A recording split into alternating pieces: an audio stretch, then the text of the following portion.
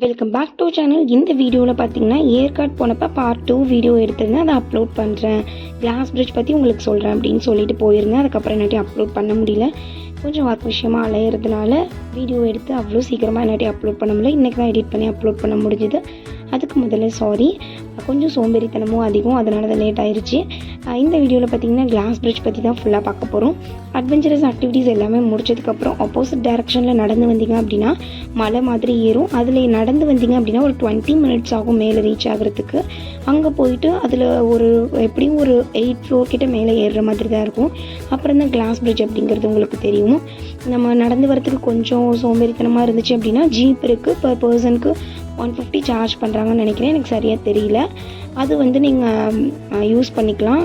அப்படி இல்லைனா நடந்து வந்தீங்கனாலே ரொம்ப சூப்பராக தான் இருக்கும். மழை நேரத்தில் தான் நடக்க முடியாது. மேலே வந்ததுக்கு கீழே வரையும் வந்துடுவீங்க கிளாஸ் பிரிட்ஜுக்கு. மேலே ஐயோ இவ்வளோ தூரம் ஏறணுமா அப்படிங்கிற மாதிரி இருக்கும்.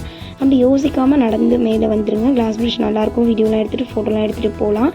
அதுக்கப்புறம் இங்கே மேலே சின்ன பசங்கள்லேருந்து பெரியவங்க எல்லாருமே அலோவ் பண்ணுவாங்க. சின்னதாக தான் இருக்கும், ரொம்ப பெருசாக இருக்காது. நீங்கள் பயப்படாமல் போயிட்டு வரலாம்.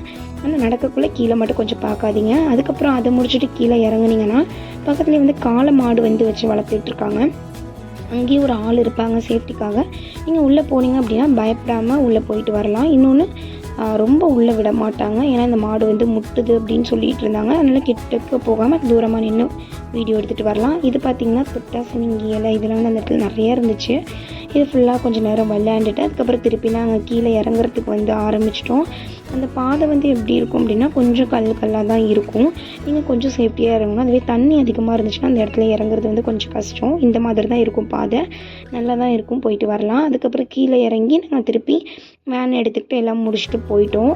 நான் ஆல்ரெடி சொன்னேன், பெரிய ஊஞ்சல் இதெல்லாம் ஆடணுன்னா தனியாக பே பண்ணி நீங்கள் போகணும். அது பார்ட் 1லேயே சொல்லியிருப்பேன். அதுக்கப்புறம் எங்கள் டிரைவரை நான் இந்த பக்கோடா வியூ பாயிண்ட் அதுக்கு கூட்டிகிட்டு போகிறேன்னு சொல்லிட்டு போய் இறக்கி விட்டாங்க. அங்கே போனோன்னா இந்த வியூ பாயிண்ட்டில் ஃபோட்டோ வீடியோஸ் எல்லாம் எடுத்துக்கிட்டு அங்கே நிறைய சுற்றி கடை இருந்துச்சு. அங்கே எல்லாம் போய் நம்ம ஏதாச்சும் வாங்கணும் அப்படின்னா வாங்கலாம். நிறைய இருந்துச்சு, கொஞ்சம் ரேட்டு அதிகமாக தான் இருந்துச்சு, ஆனால் வாங்கலாம்.